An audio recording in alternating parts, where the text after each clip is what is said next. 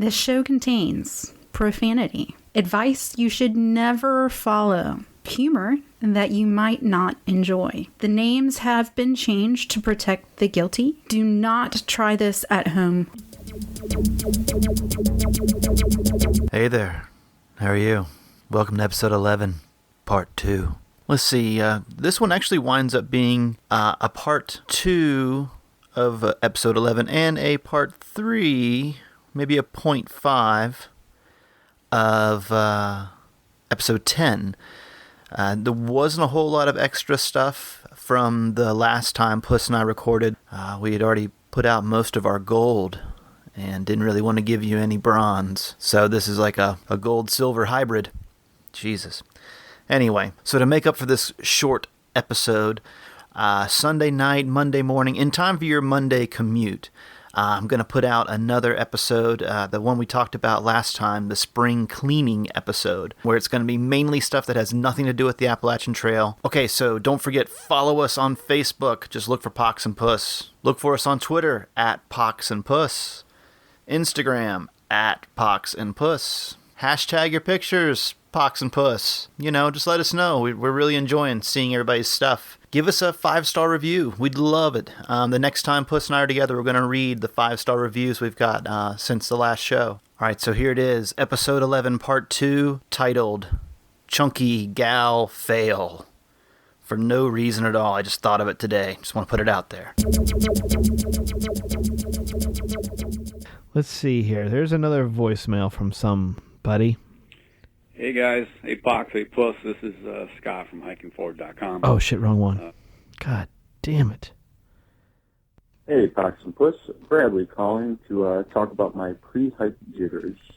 As of late, I've been concerned I'm going on this hike for the wrong reason.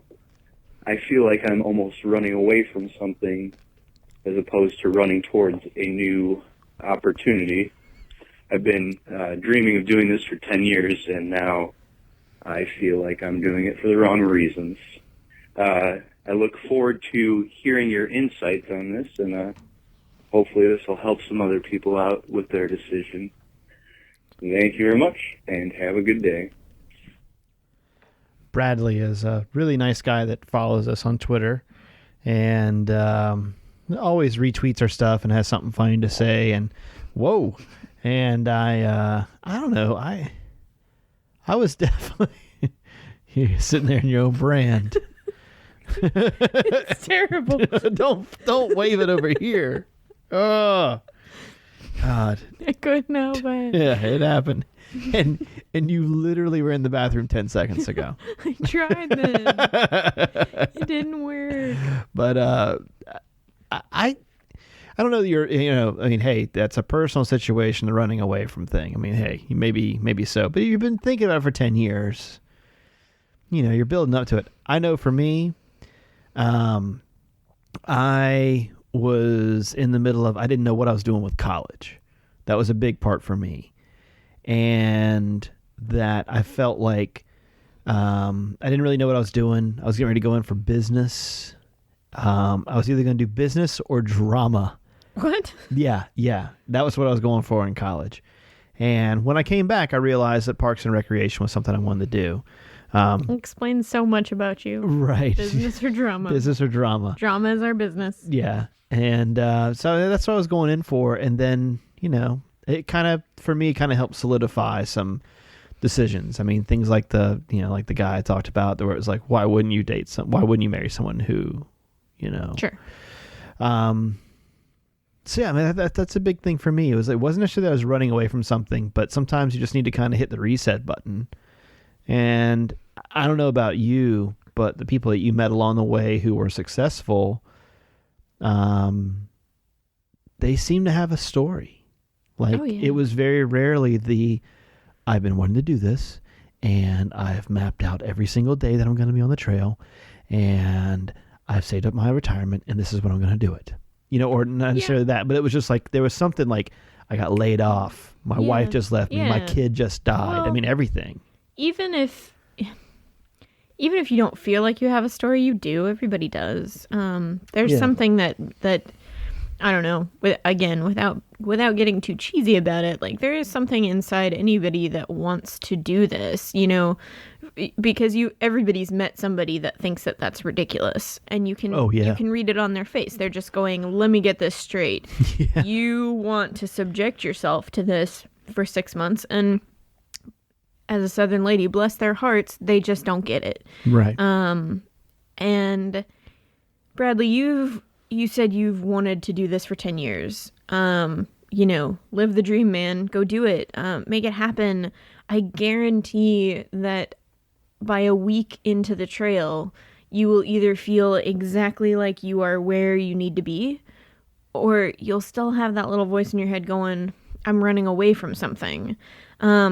And even, you know, either or, if you're not ready to face whatever it is you're running away from, keep hiking. Maybe you will. It's that Zen. Like that's what they talk about with like being in meditation. It's that repetitive motion of one foot in front of the other. Yeah. You get so much thinking done. Yeah. Inch by inch. You know, how do you eat an elephant? One bite at a time. Well, yeah, it's kind of a gross analogy. Yeah, no. I've heard it's funny, the animal or the thing, like how do you eat a train one piece at a time?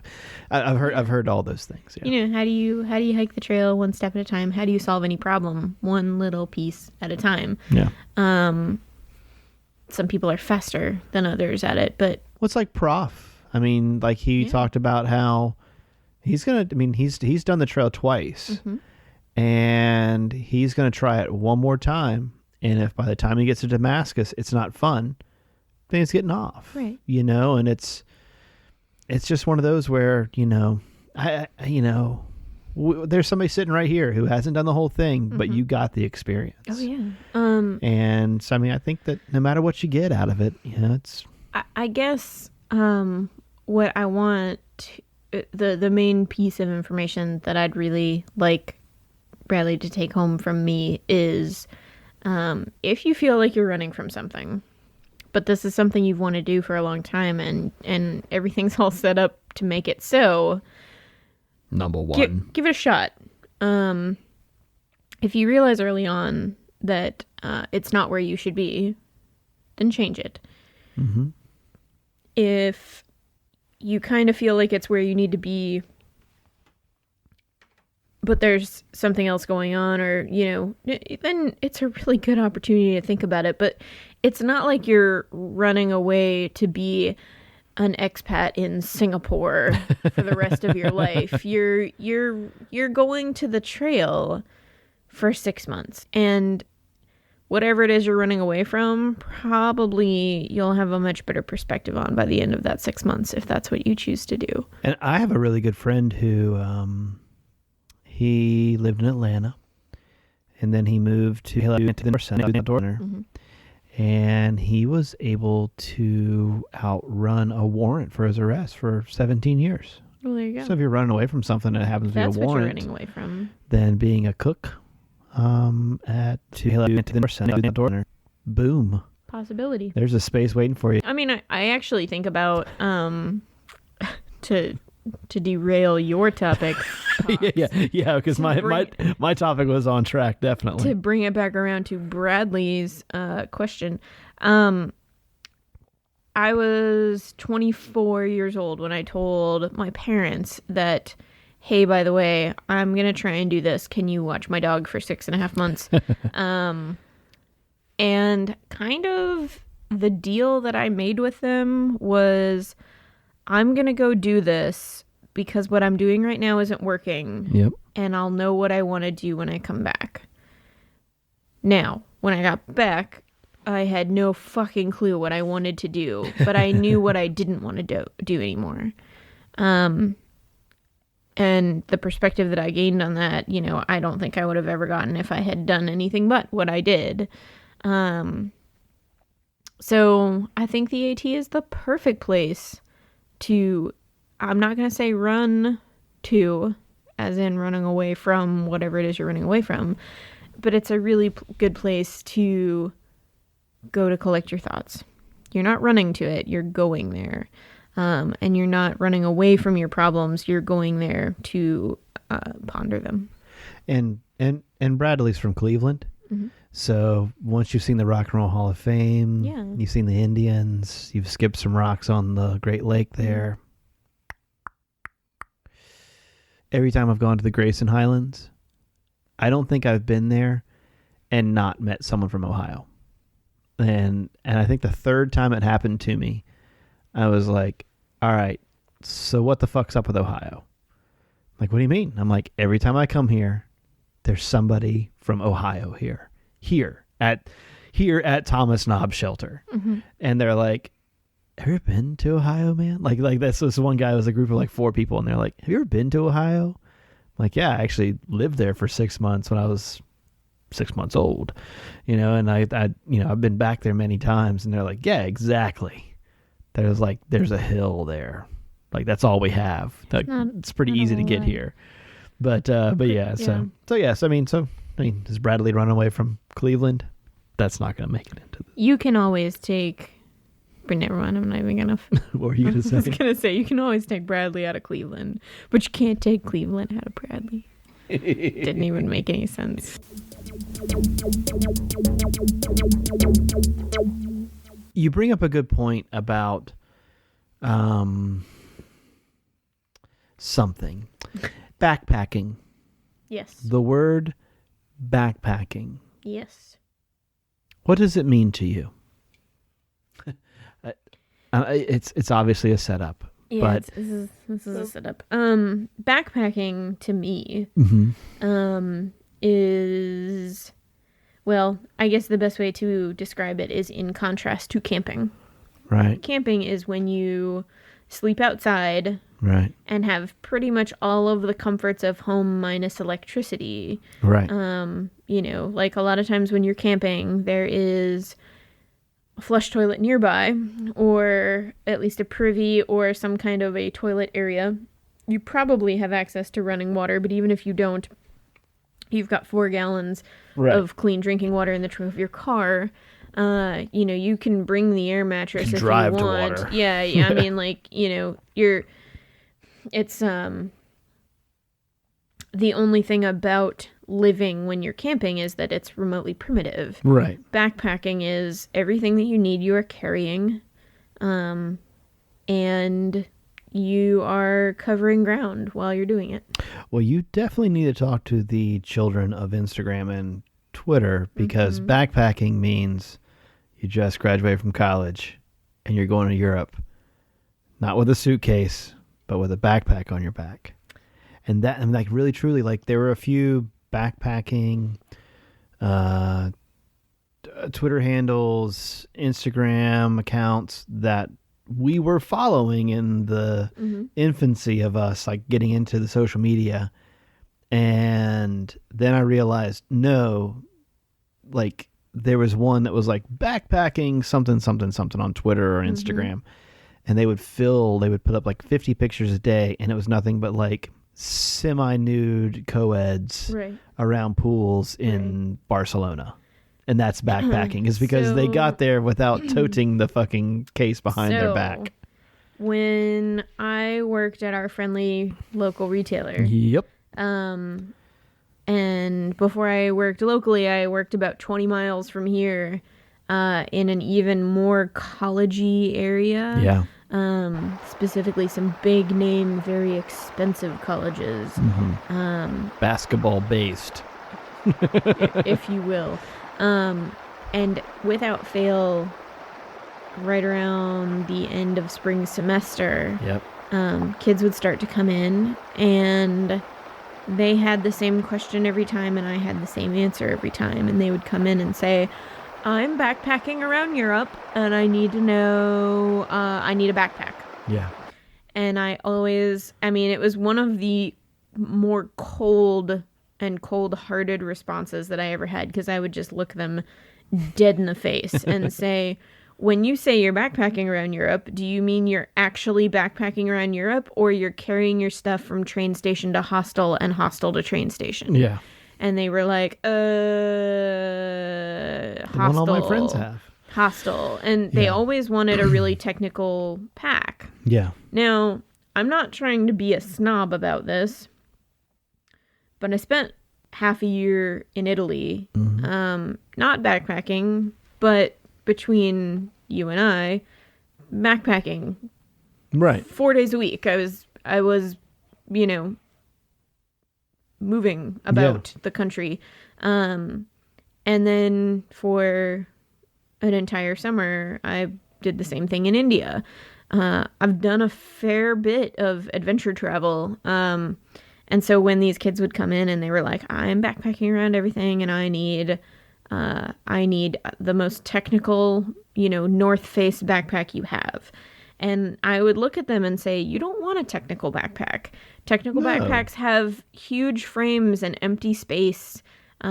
What you want is the closest thing to a rollerboard with straps and no wheels. You want something that is going to give you the most amount of packability with the portability of straps, and that's about all you want. Yep. You don't want technical features, but they wanted, you know, they wanted it to say Patagonia on the back of it, or they wanted it to say the North Face or Mountain Hardwear or what have you. They wouldn't take those 3 letters. No. And so that was always kind of rough because it was a source of snobbery for me because I backpack. I also travel. There is a difference. Even if you are backpacking in a foreign land, it's still not backpacking in the field. Right. So yeah, I tended to have a bit of a strong response when those kids would come in and they would want to get geared up for their big backpacking around Europe trip because beauty of that, because it's not the 70s anymore and nobody actually backpacks around Europe anymore ever. No, but the beauty of that customer was that you could pretty much sell them anything. Oh yeah, they had Dad's credit card. Yeah, you could sell them just about anything. The bad part about that sale was that you didn't earn any commission. Yeah, and you couldn't sell them anything that wasn't the color blue of their school. Oh, that's right. Yeah. 2 color blues a few miles apart. Yeah, that's right. That was rough. You love everything about this pack except it's a little too dark. A little too dark, a little too light. A little too light. Best of oldies, you're listening to Magic 98.9. Thank you so much. God bless. The golden voice homeless man. Oh, yeah. Somebody, this video has 25 million views. And somebody 4 hours ago says, no, Jimi Hendrix, go back to making music. And then 2 hours ago, somebody said, shouldn't you be dead? Speaking of other podcasts, I don't know if you knew this or not. I think I might have mentioned it. But we're actually sponsoring the beer on the Trail Show this month. No. Yeah, the Trail Show, they do a monthly show. They're like us. They don't talk a lot about gear. They don't focus on gear stuff. We've already talked about more about gear than they have. Last month, they do a Trail of the Month. And last month was the Appalachian Trail. I don't know which one it is this month. But there is also a chance that they're coming to North Carolina at some point. And so we're just going to see how everything works out as far as the moving and all that stuff goes. But really good guys. They've mentioned us at least once, maybe twice on the show. Mm-hmm. And it's a good time. They have everybody that's on the show is hiked the AT. And I want to say half of them have done the PCT, or most of them have. There's 4 of them on the show, 3 guys and a gal. Yeah, they've all done that. Now, I heard at one point in time they did recommend us, and now I haven't listened to all their shows. They only have I think they have 10 out. Mm-hmm. But at one point in time, they asked if you and I were blue. Somebody was like, "Are they Blue Blazers?" And it was like, "Well, we're not exactly traditional." And whoever it was, they were like, just listen to the show, which is nice because, yeah, I mean, and here's the other thing that pisses me off about the show with, not that things pissed me off about the show with Flutterby and T-Bone, but we didn't even mention the fact that we had our first real Southbounder on the show, which is T-Bone, did the whole thing in Southbound, and that T-Bone is the reason why we say Yellow Blazers first on every show. Didn't even bring it up. I brought it up beforehand. I said, hey, don't say anything. I'm going to say something about it. Yeah. And then we didn't. But he's the reason why, because it pissed him off so much that we said Yellow Blazers. And so I just said... Can't believe you said Yellow Blazers first. Yeah, I can't believe you said Yellow Blazers first. I'm going to stop listening to your show. All right. Well, he hasn't stopped listening, and then he was on it. Now you're a guest. Yeah. Thanks a lot, Kanye West. I'm just saying, fam.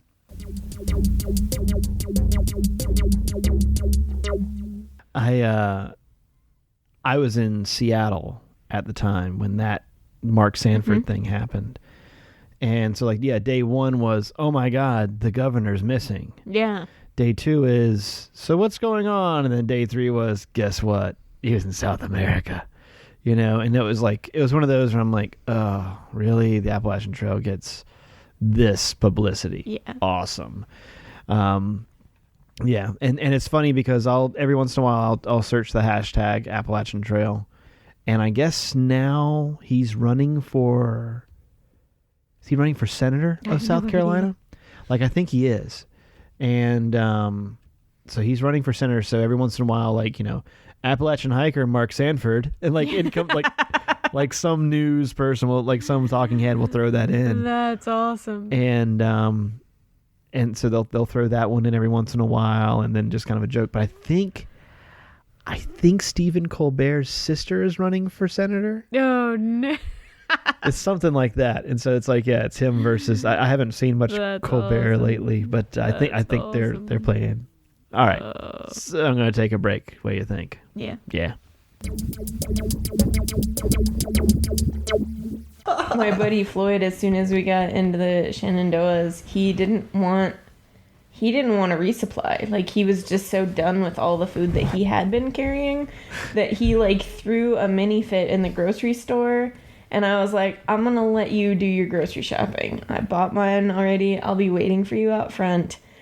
And he comes back outside 10 minutes later, and the only thing he has is one of the gigantic bags on the bottom shelf of Fruit Loops. The huge kind. And that was it. Yeah. He was like, I'm good. Malto meal. Yeah, he just had a giant your bag. eyes are bigger than your stomach when you buy that. I bought a brick of cheese, must-have cheese. Yeah. I went to Antler's shelter, and Goob was there, who was hanging with Doc and Llama. But I had not met him, I don't think. But I said, Goof, you want this cheese? My name is Goob. He had a really deep voice, I remember. And he's like, yeah, I'll take your cheese. The stuff that you want to give away, people are like, yeah. Why would you give that away? I saw a guy one time take a snack break, sit down with this, I wish I could remember who it was, open their bag, pulled out a brick of cream cheese, and I'm thinking, the big package. Yeah. And he had it in a Ziploc. The box was gone.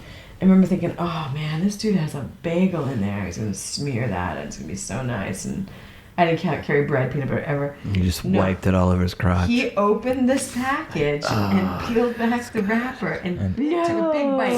Oh, wow. Just chewed right into that cream cheese. Oh my I saw that one time. Oh, my God. Wow, you're craving fat for sure. I bought a can of Easy Cheese. I did that twice. Yeah, a lot of people did that. Yeah, I bought one time. I think everybody gives in at some point. It was at one point when I just was I kind of did a similar thing where I was like, I'm done with noodles and I'm done with tuna and I'm done with this. Saltines. And so I bought a package of Triscuits and some Easy Cheese. Ooh. And by the time it was time to go to a grocery store again, I was so Easy Cheesed out. I was like, I'm so done with processed cheese. I need new things. I need I just ate what was in my box.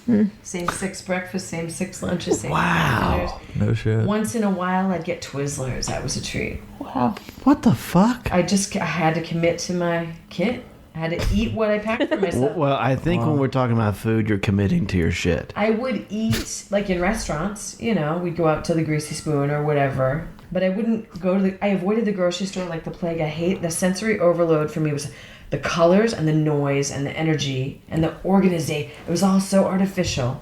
So many choices. It freaked me out. I couldn't hang out in grocery stores on the trail. Plus, I was on the super budget. I wasn't throwing... I'm like, well, I can't buy food when I have enough food. Oh fuck! That happened to you and me, dude. One time, T-Bone and I were hiking up to Western Tower, and it was planned out. It was supposed to be.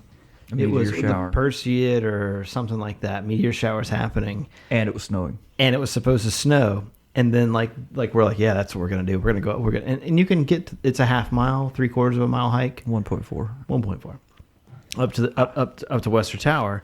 And so we're like, at the gap, and we're sitting there and we're like, we're waiting for this other dude to meet us at his place. The guy doesn't show up. We're like, fuck it. It's been an hour. We don't think this guy's coming, right? And have you told her this story? I don't. Oh, okay.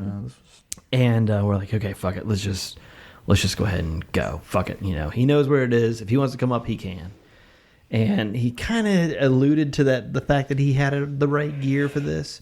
And like the night before, it turns out like they're like, it's gonna be 12 degrees in the valley. Like it's gonna be 12 degrees in Bryson City. It's cold as fuck.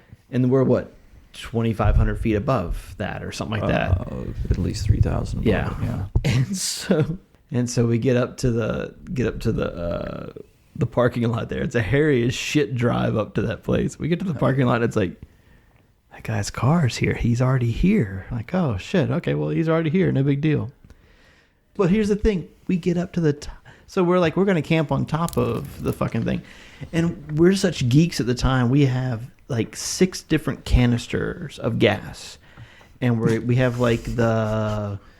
What do we have? Boil. The jet boil. Yeah. And our goal was to see which canister of gas did the best with the jet boil. At 5,200 feet at like 0 degrees, basically, in a snowstorm. And we get to the top. There's a tent set up on top of like 6 inches of snow on top of Western Tower. 6 inches of snow already set up on top. We don't have tents. We're just going to literally sleep. I had 2 sleeping bags I had wrapped around me, and we're up there. And they get out and they're like, "Oh hey, how are you guys doing?" I'm like, "Doing fine." And like, we're so prepared that I have a pair of gloves that I hiked in, and then I had a pair of gloves that I was going to wear around camp. Yeah. We're decked out. And the guy goes, "Oh no, there's the girl." She's like, "Oh wow." Like, he brings up his girlfriend. This random dude just brings his girlfriend up there. And she goes, "Oh wow, you guys have gloves."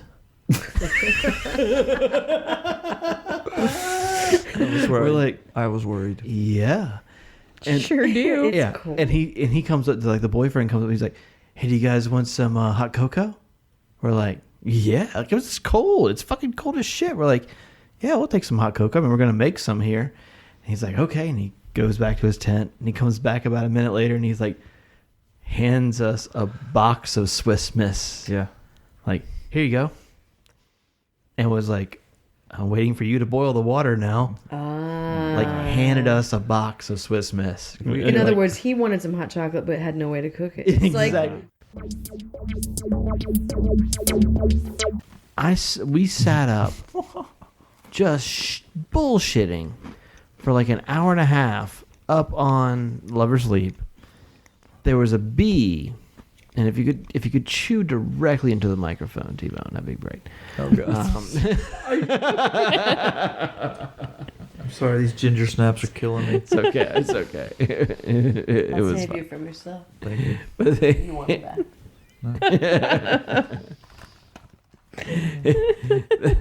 I swear, we got up there, and there was this big fat fucking bee.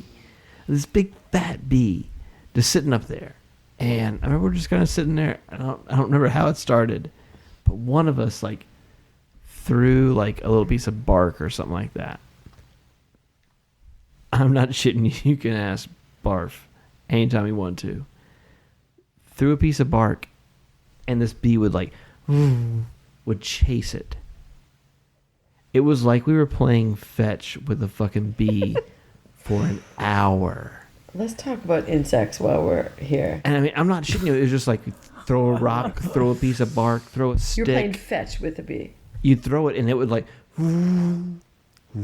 Holy crap, dude. come back up. That's a great wildlife story. And would just sit there and hover like, "What you gonna do now?" It was like a bumblebee, wasn't it? Yeah, I mean, it was a big motherfucker, and it was just like, just throw a stick and like, ooh. I mean, for a fucking hour, this thing was just like, you're just looking back and forth like, this is really happening.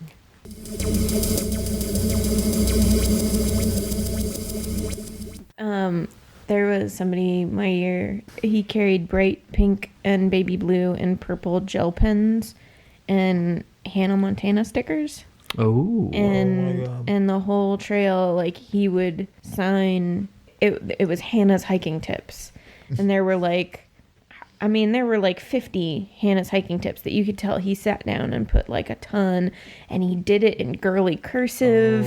And it was stuff like, and it was basically just like absolutely horrible, ridiculous hiking advice. And it was like, if your boots are uncomfortable, put marshmallows in them. It'll feel amazing and you'll have a wonderful snack afterwards. And then he would put Hannah Montana stickers in there.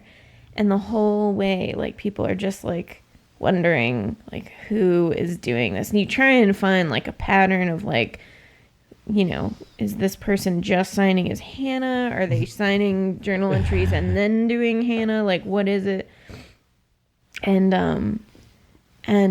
the last journal on the trail was his big confession that it was him doing all the Hannah's hiking tips. And I think it was signed, it was actually a guy named Stu Ball that did it. And Stu Ball, I can remember reading his final journal entry, and it was in Stu Ball handwriting. Stu Ball always drew a little goose, Stu Ball, like it was a little goose that went honk, and that was like his little thing that he wrote. But he wrote his entry in the gel pens, so like you knew like it was legit. It was him. Oh, wow. And that's how you get to the level that I'm at in the workforce, which is the lowest rung on the ladder. You good? I have the itchy ear. No, I just meant, can we end this? Yeah, we can end this. All right, so just remember, keep your chimps out of the family, and your chips on the table. And your dick in your ear. Yeah, put your dick in your ear. A dump in your pants equals no hitchhike for you. It's a true story. Was that it? Was that when somebody took a dump? We talked about that. You were gonna poop your pants at the subway. At the subway. Yeah. But I shit in the Sonic instead and got yelled at and run off. Yeah. Did you ever get run off in an establishment as a hiker? No. Okay. Well, good night, folks.